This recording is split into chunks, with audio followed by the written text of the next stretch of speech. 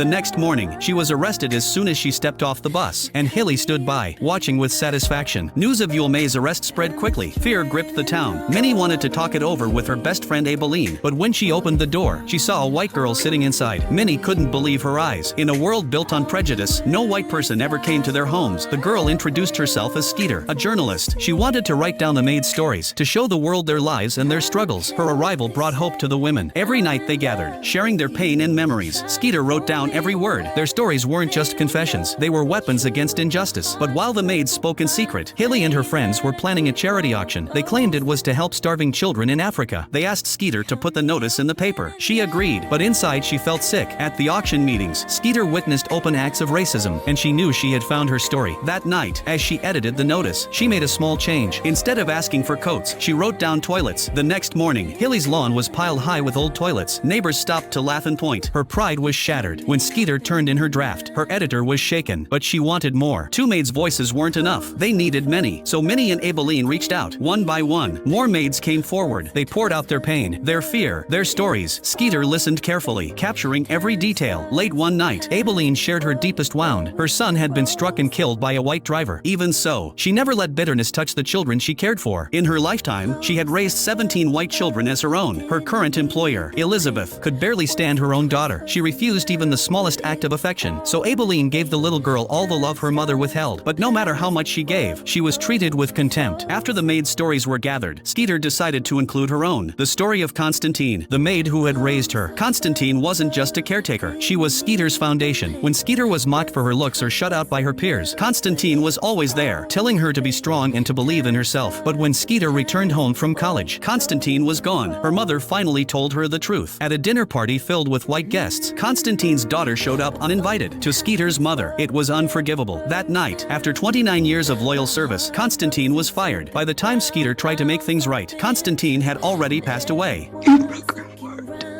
I'm sorry. I'm so sorry.